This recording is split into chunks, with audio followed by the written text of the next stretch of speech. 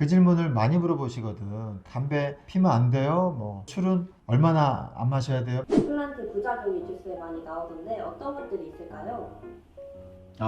임플란트 부작용. 그치, 그거 중요하지. 환자분들이 걱정하는 것 중에 하나고 뉴스에도 많이 나오잖아, 그런 게 가끔씩. 근데 임플란트 부작용이 수술 후에 바로 생기는 부작용들, 합병증이 있을 수 있고, 그리고 임플란트가 보통 1년 이내 완성이 되니까 완성되고 얼마 안 돼서 1년 이내 생길 수 있는 것들, 그리고 1년 이상 쓰다가 생길 수 있는 것들, 그냥 크게 세 가지로 봐야 될 것 같은데, 근데 아마 내 생각에는 대부분 수술을 지금 생각하고 계신 분들은 수술 후 바로 아프거나 뭐 이런 것들, 그 부작용들 걱정하실 것 같은데. 임플란트 맛집 맞아요. 원장님 얘기를 들어보니 수술 후 주의사항이 중요한데 뭐가 있죠? 맞아, 그게 진짜 중요해요. 첫 번째로는 거즈가 중요해. 거즈요? 거즈가 뭐냐면은 우리 수술 끝나고 나면은 그 멸균 거즈 하얀 거 이렇게 해서 물어들이거든. 지혈을 시켜요. 수술 부위가 피가 멈춰야 될 거 아니야. 네. 물론 이제 무절개로 하고 간단하게 하면 피가 거의 안 나는데 그래도 거즈를 물려드려요, 이렇게. 그래서 이렇게 물게 해, 수술 부위가 눌리게.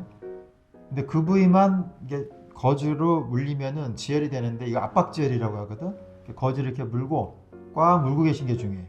얼마나 물고 있어야 돼요? 2시간 정도 물고 있어야 되는데, 수술이 아주 간단하게 끝났으면은 무절개 수술이라든지 하면은 한 30분에서 1시간 정도면 되는데, 보통의 수술은 2시간 정도는 물고 있는 게 좋아요. 2시간을 꼭 물고 계셔야 되는데, 환자분들이 물고 나서 궁금하기도 하고 막 하니까 막 말씀을 하셔. 말씀하시면 안 돼요 그러거든. 2시간 정도를 꾹 물고 계셔야 돼. 집에 가셔서도 만약에 배우자분이나 자녀분들이 물어볼 거 아니야. 수술 잘 됐어요? 그러면은 말씀하시면 안 돼요. 물고 또 이렇게 오물오물 이렇게 얘기할 수도 있거든. 최대한 말씀을 안 하는 게 좋다. 거즈를 무는 게 첫 번째로 중요해요. 그럼 또 다른 중요한 것들이 있을까요? 두 번째는 담배랑 술이에요. 그 질문을 많이 물어보시거든. 담배 피면 안 돼요? 뭐 나 담배 안 피면 안 되는데, 뭐 혹은 술은 얼마나 안 마셔야 돼요? 뭐 몇 주 동안, 뭐 며칠 동안 안 마셔야 돼요? 많이 물어보시거든. 그럼 얼마나 금연 금주를 해야 돼요? 환자분들이 그 질문 진짜 많이 하셔. 그 질문부터 하고 시작해. 그게 제일 궁금하신 분들도 많아. 가장 중요하죠. 맞아. 담배는 사실은 이번 기회에 금연하세요 라고 추천을 많이 해. 금연하셔야 됩니다 라고 하면 옆에 배우자분들 엄청 좋아하시지. 근데 사실 금연 뭐 하기 쉽진 않잖아요. 금연하는 분들도 많아.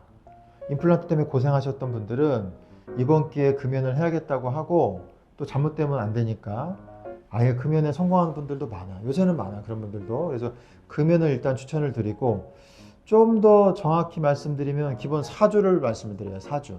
그 이유는 임플란트가 들어가서 단단하게 굳어지는 데는, 뼛속에서 굳어져야 되는데 그게 처음에 4주가 중요해요. 4주 동안 금연을 해줘야 이게 잘 굳게 되거든. 그 안에 4주 안에 거의 90%가 굳는다고 보면 돼. 나머지 10%는 몇 달 더 진행이 될수록 굳게 되는 거지. 4주가 중요해. 이때 실패를 안 해야 돼. 이때 금연을 해주시는 게 좋아. 원장님, 그러면 갑자기 궁금해졌는데 담배가 왜 임플란트 굽는데 방해가 되는 거죠? 날카로운 질문이야. 아주 좋아. 근데 그게 그렇게 질문하는 분들이 가끔 있는데, 봐봐. 담배에는 니코틴이 있지. 네.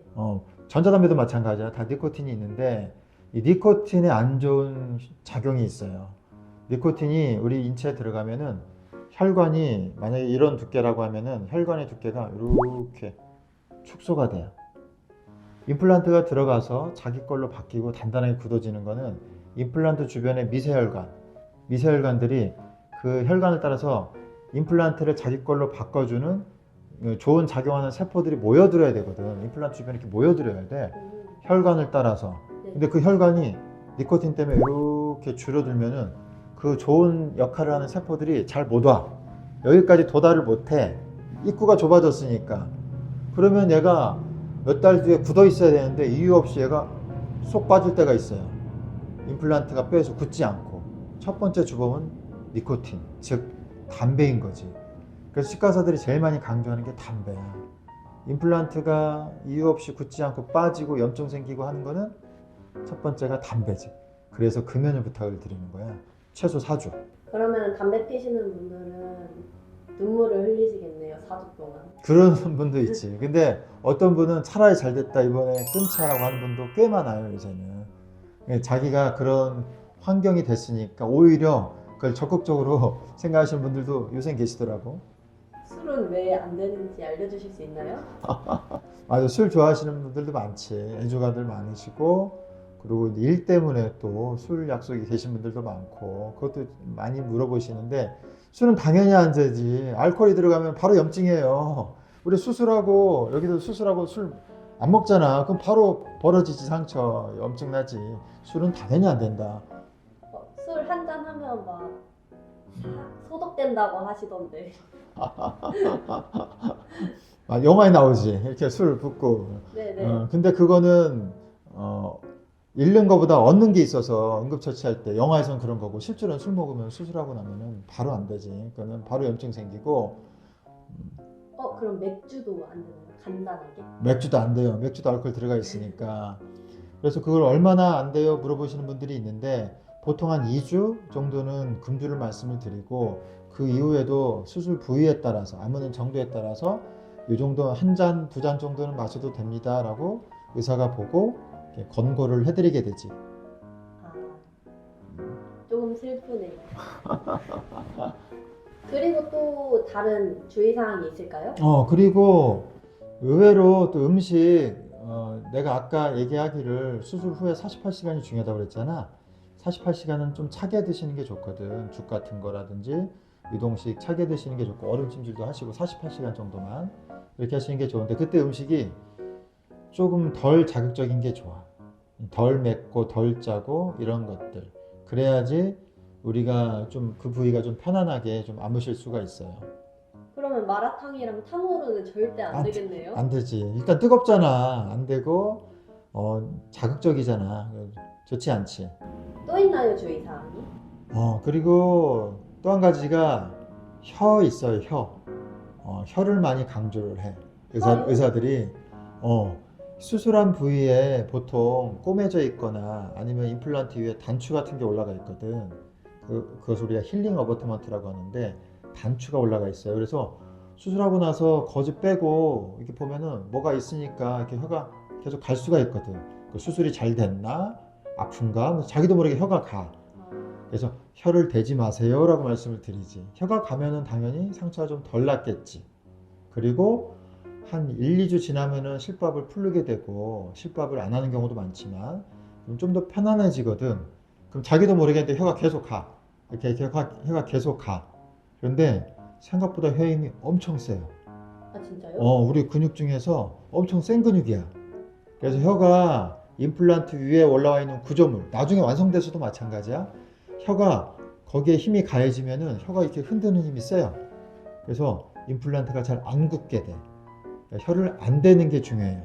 그래서 혀를 임플란트 위에 단추 올라와 있는데 혀를 대지 마세요라고 말씀을 드리지. 혀가 자꾸 가는데 그럼 혀를 어떻게 안 닿게 하죠? 그래서 혀를 안 닿게 하는 혀 운동을 가르쳐 드려. 좋지? 혀 운동이 따로 있어요? 있어. 알려드리잖아. 오, 대박인데요? 그렇지, 좋지. 최고라니까 우리 치과. 아, 주의사항이 너무 많은데 혹시 더 있나요? 마지막으로 가글이랑 양치 얘기해 줄 수 있겠다. 그것도 많이 물어보시거든. 보통 우리 치과 같은 경우에는 수술 끝나고 가글을 처방해서 쓰실 수 있게 해드리잖아. 그러면 처음에는 수술하고 나서 약간 약성분 있는 가글이 좋아. 그래서 한 일주일 정도 쓰게 해드려요. 근데 가글 주의사항이 이렇게 한 다음에 어머니에서 세게 뱉으시면 안 돼. 이렇게 머물고 있다가 한 30초 머물고 있다가 이렇게 흘러내듯이 뱉으시면 돼. 흘러내리듯이 이렇게 뱉으면 돼요. 가글을 좀 해주는 게 좋고 수술 부위는 이렇게 막 닦을 수가 없으니까. 그러면 수술한 부위는 언제부터 양치할 수 있는 거예요? 그 좋은 질문. 보통 이게 치과 의사마다 틀린데 한 5일에서 한 일주일 정도 되면은 어느 정도 아물거든. 무절개했으면은 뭐 바로 양치해도 되는데 일반 수술은 그래도 한 일주일은 좀 지나야지 양치할 수 있다라고 말씀을 드리지. 그럼 워터픽이나 치실 이런 것도 그 기간 동안에 사용을 해요? 그 부위는 안 되지. 나머지 부위는 해주시는 게 좋고. 저도 치과에서 일하지만 임플란트 후 주의사항을 이렇게 자세히 들어보긴 처음인데 오늘 정말 도움이 많이 되었던 것 같아요. 그렇지, 괜찮았지. 네, 근데 이게 우리 수술한 환자분들, 우리 선생님들이 딱 붙어서 앉아서 이거 하나씩 다 설명해 드리거든. 그리고 댁에 가셨을 때도 잘 하시는지 전화해서 잘 하고 계신지 또 한 번 더 안내해 드리고 자료도 드리고. 근데 이게 너무 중요해. 우리는 매일 이렇게 수술하잖아. 매일 환자들 임플란트 해드리고 하는데 그분한테는 이게 평생의 일생일대 사건이거든. 그쵸. 정말 중요한 이벤트거든. 이분은 엄청 걱정하고 엄청난 경험을 하게 되는 거거든. 그래서 하나하나 잘 설명해 드리고 집에 가셔서도 크게 걱정하지 않게 되면은 이게 우리한테 엄청 큰 보람이잖아. 그래서 이게 되게 중요해요. 이거를 열심히 하고 있죠, 우리가.